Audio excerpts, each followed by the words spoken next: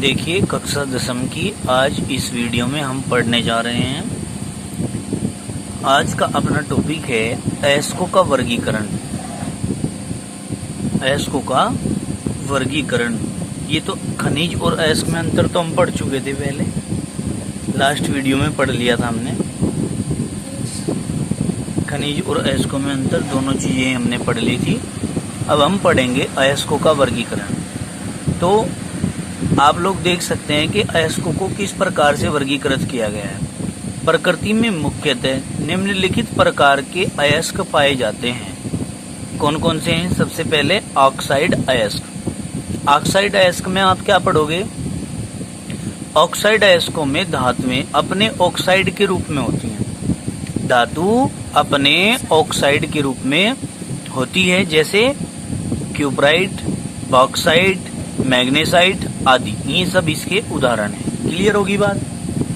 अयस्कों के ऑक्साइड अयस्क आप पढ़ रहे हो, इसमें आप कह रहे हैं कि धातुओं के ऑक्साइड के साथ में एडिशन को, योग को, धातु जब अपने ऑक्साइड के साथ में यह रूप में होती है तब हम उसको ऑक्साइड अयस्क कहते हैं। समझ में आई बात?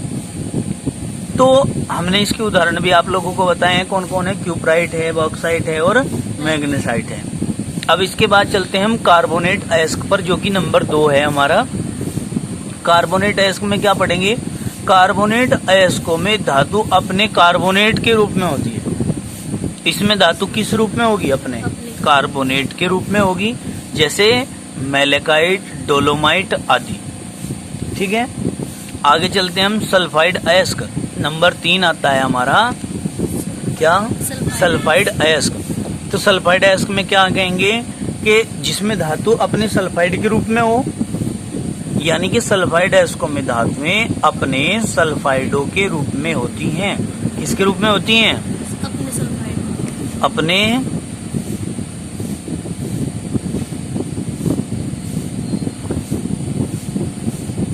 सल्फाइडों के रूप में होती है, जैसे गैलेना, जिंक ब्लेंड आदि। ठीक है, आगे चलते हैं। इसके बाद नंबर 4 पर आता है क्लोराइड अयस्क। मतलब नाम से ही अपने आप को आइडेंटिफाई करते हैं, नाम से ही अपने आप के बारे में सब कुछ स्पष्ट रूप से बता देते हैं कि हम क्या हैं, अपनी पहचान बता देते हैं कि हम क्या हैं। तो हम कहेंगे क्लोराइड अयस्कों में धातुएं अपने क्लोराइडों के रूप में होती हैं, जैसे कार्नेलाइट, केराजरीराइट, हॉर्न सिल्वर, AgCl होता है फॉर्मूला, हॉर्न सिल्वर आदि। ठीक है, तो ये सारे के सारे क्या हैं? ये क्लोराइड अयस्क। क्लियर होगी बात? अब हम आगे पढ़ते हैं अपना टॉपिक, नया टॉपिक है जो कि हमारा धातु का निष्कर्षण। मतलब धातु की शुद्ध रूप में कम खर्च पर प्राप्ति।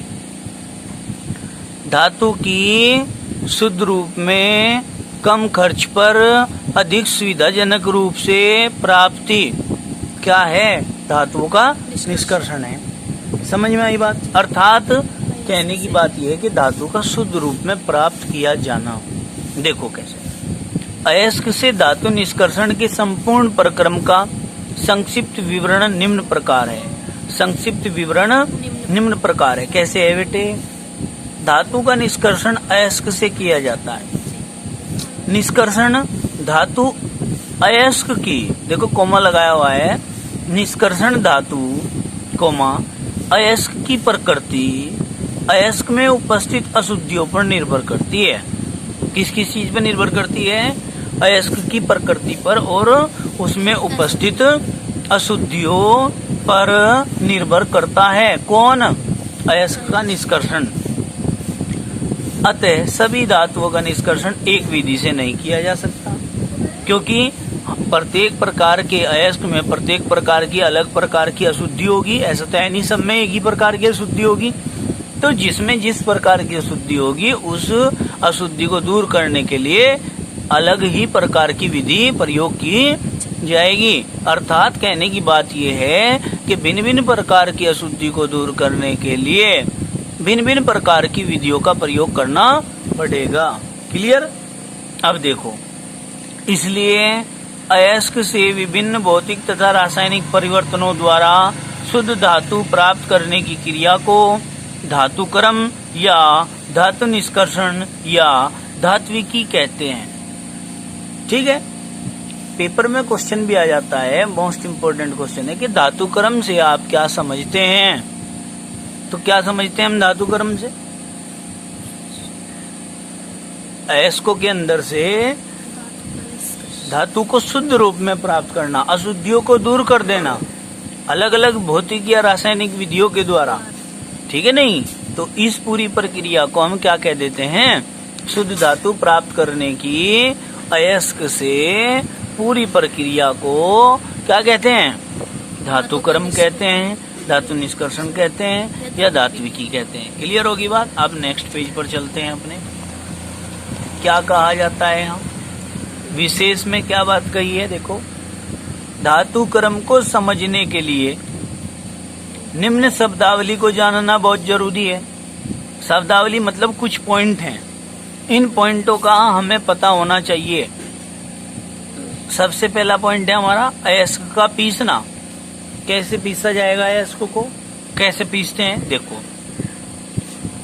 धातु क्रम में सबसे पहले अयस्क के बड़े बड़े टुकड़ों को तोड़कर, पहले बड़े बड़े टुकड़े होंगे उनसे तोड़ेंगे, पत्थर के टुकड़े होंगे जिस प्रकार से बड़े बड़े टुकड़े होते हैं उनको पहले तोड़ेंगे छोटे टुकड़ों में, फिर दलित्र तथा स्टैम्प मिल में बारीक पीसकर पाउडर प्राप्त कर लेते हैं। जैसे पत्थर पाउडर टाइप नहीं होते हैं, सड़क पे चलते हैं, उनमें को उसको रोलर बोलते हैं। रोलर के नीचे को पीसेंगे। मिक्सी वगैरह जिस तरीके से होती है बड़े आकार की भी होती हैं। मतलब कहने का ये है कि कोई भी ऐसी विधि उसमें अप्लाई करेंगे जिससे कि वो पाउडर प्राप्त हो जाए।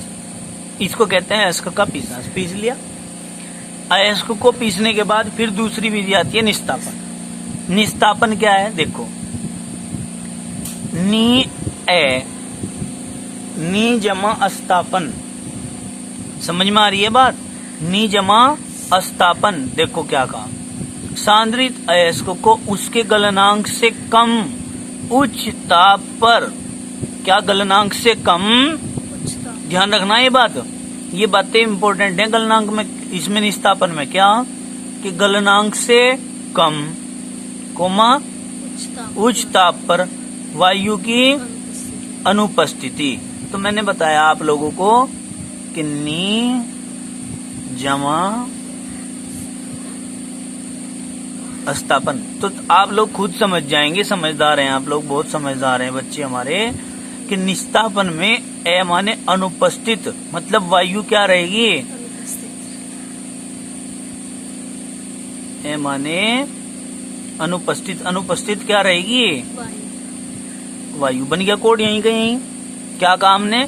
निस्तापन में नी जमा अस्तापन मतलब अनुपस्थित, ए माने अनुपस्थित, और अनुपस्थित होगी वायु। यानी कि निस्तापन में क्या करना है? निस्तापन में सांद्रित अयस्क को सांद्रण कर लिया था, सांद्रित अयस्क को उसके गलनांक से नीचे उच्च ताप पर वायु की अनुपस्थिति में या सीमित वायु में गर्म करना निस्तापन कहलाता है। पता चल गया?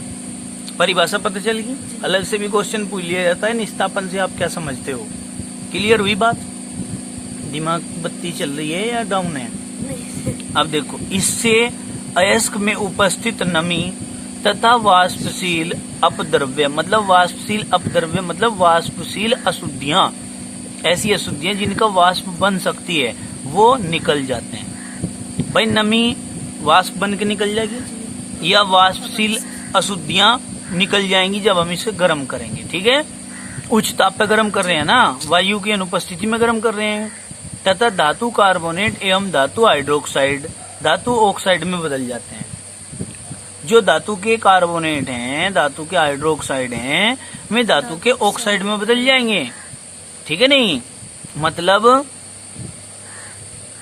CO3, इस प्रक्रिया में CO3 और OH काय में बदल जाएंगे। ये बात कोड बना लो कि भाई इसमें जो धातु के कार्बोनेट होंगे और जो धातु के हाइड्रोक्साइड होंगे वे धातु के ऑक्साइड में बदल जाते हैं। ठीक, निस्तापन के पश्चात प्राप्त पदार्थ सरंध्र ठोस हो जाता है।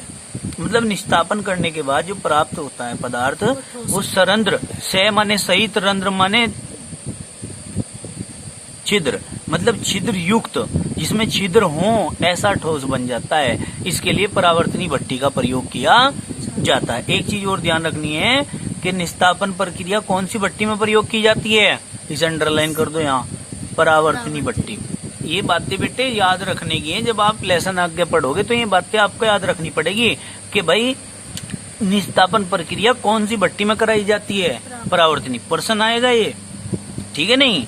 आगे चलो, मैग्नेसाइट का निस्तापन कैसे हुआ, और आपने कहा ना कार्बोनेट का ऑक्साइड में हो जाता है। ये था MgCO3, गर्म कर दिया आपने इसको, तो Mg एक ऑक्सीजन दे दो, यहाँ एक ऑक्सीजन दे दिया तो MgO बन गया, यहाँ रह गया क्या बेटे, CO2।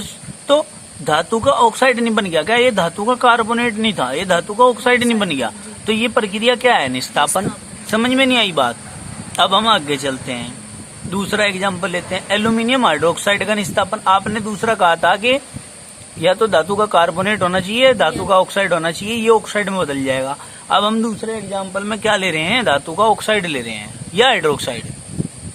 ये क्या है, ये क्या है, ऑक्साइड है या हाइड्रोक्साइड है, ये बताओ। ये बेटे OH नहीं आ रहा इसमें, OH आ रहा तो हाइड्रोक्साइड होगा। जिसमें खाली ऑक्सीजन आ रहा वो ऑक्साइड होगा, जिसमें OH आ रहा वो हाइड्रोक्साइड होगा। क्लियर होगी बात।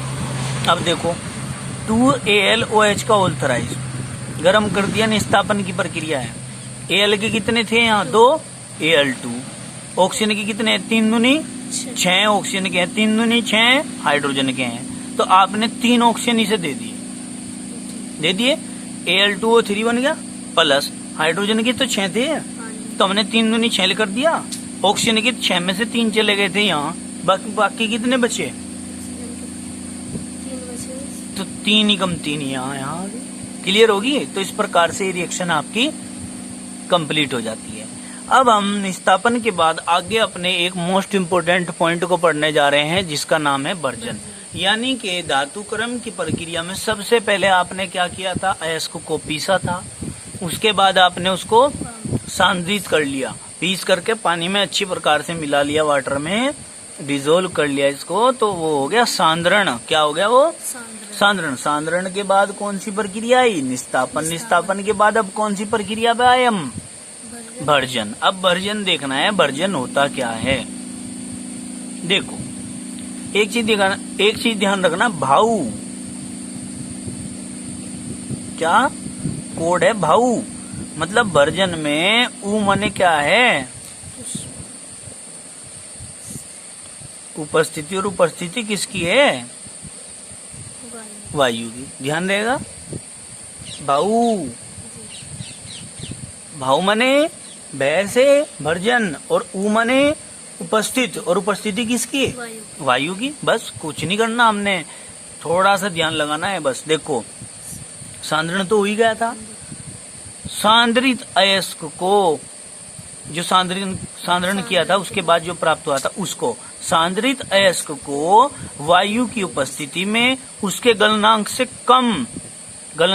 कम, पहले भी यही बात थी, गलनांक से कम परंतु उच्च ताप पर बिना पिघलाए, उसने भी यही बात कही थी कि क्वथनांक से नीचे। क्वथनांक से नीचे का मतलब होता है बिना पिघलाए गर्म करने को भर्जन कहते हैं। समझ में आई बात। क्या कहा हमने, दोबारा देखो, सांद्रित अयस्क को वायु की उपस्थिति में उसके गलनांक से कम परंतु उच्च ताप पर बिना पिघलाए गर्म किया जाता है, और उस प्रक्रिया को हम भर्जन कहते हैं। इससे अयस्क ऑक्साइड में परिवर्तित हो जाता है। पहले भी तो ऑक्साइड में परिवर्तित हो रहा था, अब भी क्या में परिवर्तित होता है, ऑक्साइड में। तथा अयस्क में उपस्थित सल्फर, आर्सेनिक, सिलेनियम, एंटीमनी आदि की अशुद्धियां वाष्पशील ऑक्साइडों में परिवर्तित होकर उड़ जाती हैं। पहले भी तो यही हुआ था, या कुछ और हुआ था भाई। प्रक्रियाएं तो दोनों सेम है, बस थोड़ा सा चेंज है, वो चेंज ही हमने समझना है। तो इसने कहा कि वाष्पशील अशुद्धियां मतलब जो वाष्प में बदल सकती हों, ऐसी अशुद्धियां वाष्प में बदलकर उड़ जाएंगी जब हम इसको गर्म करेंगे। गर्म कब करेंगे, वायु की उपस्थिति में गर्म करेंगे। गर्म कब करेंगे, गलनांक से कम परंतु उच्च ताप पे गर्म करेंगे। और गर्म कब करेंगे? इतना गर्म करेंगे कि वो पिघले ना। समझ में आई बात? अब देखो, यह क्रिया परावर्तनी भट्टी में कराई जाती है। तो बेटे इससे पहली प्रक्रिया निस्तापन वाली कौन सी में हुई थी? परावर्तनी में। वर्जन भी किस में हुई? परावर्तनी भट्टी। परावर्तनी भट्टी। अर्थात वर्जन और निस्तापन दोनों प्रक्रियाएं हम परावर्तनी भट्टी में करा सकते हैं। अब देखो यहाँ ध्यान से, ये रिएक्शन है यहाँ पे। कॉपी दे दो, कॉपी में करवा दूं। देखो क्या है, ये है यहाँ पर क्या, 2FeS सल्फाइड की अशुद्धि है ये। 2Cu2S प्लस, ये आयरन सल्फाइड है, ये आयरन सल्फाइड है और ये कॉपर सल्फाइड है। तो हमने कहा कि सल्फाइड की अशुद्धि ऑक्साइड में चेंज हो जाती है। यहाँ काय में? ऑक्साइड। यानी कि सल्फाइड ऑक्साइड में चेंज हो जाते हैं। कौन सी प्रक्रिया में? वर्जन प्रक्रिया में। देखो यहाँ फोकस करते हैं, सल्फाइड ऑक्साइड में चेंज हो जाते हैं। कौन सी प्रक्रिया में बेटे? वर्जन में। देखो कैसे, देखो यहाँ 2FeS plus 3O2, 2Cu2S plus 3O2 is equal to, तो क्या करेंगे बेटा? इसको तोड़ो, इसको तोड़ो, तो तोड़ दिया तो ये 2Fe अलग हो गया, प्लस सल्फर के कितने हैं? 2S। यहाँ पे क्या है? 2Cu2 प्लस यहाँ सल्फर के कितने हैं? 2S। ऑक्सीजन के कितने हैं? 3 दूनी 6 में से 2 ही कम बचे। कितने? 4 बचे, तो 2 दूनी 4। यहाँ पे देखो 3 दूनी 2 ही कम और 2 दूनी 4। तो इस प्रकार से हम बैलेंस कर सकते हैं रिएक्शन को। और हम कह सकते हैं कि ये जो सल्फाइड थे क्या है? सल्फाइड थे, PHID हैं, सल्फाइड थे, ये काय में चेंज हो गए? ऑक्साइड में चेंज हो गए। कर सकते हैं ऐसे कि नहीं? कोई दिक्कत तो नहीं है। चलो अब इसके बाद आगे चलते हैं, हम अपना एक और टॉपिक लेकर आते हैं। पॉइंट वर्जन के बाद होता है परगलन। क्या? वर्जन के बाद क्या होता है? परगलन। सबसे पहले क्या था? सांद्रण, पीसना जिसको हम बोल रहे थे। फिर क्या था? निस्तापन। फिर क्या था? फिर क्या था? परगलन। अब परगलन आया है बेटे हमारा, ठीक है। देखो यानी कि पहले सांद्रण यानी कि पीसना, फिर निस्तापन, फिर वर्जन, फिर परगलन। परगलन नाम से ही अपने आप को बता रहा है, गलाना है। देखो अयस्क में कोक तथा उचित गालक, ये बात ध्यान रखना। परगलन में क्या पदार्थ मिलाए जाते हैं? कोक और उचित गालक मिलाए जाते हैं, ठीक है। नहीं क्या कहा? परगलन में कोक तथा उचित गालक मिलाकर गलनांक से उच्च ताप पर गर्म करना परगलन कहलाता है। क्या भाई? गलनांक से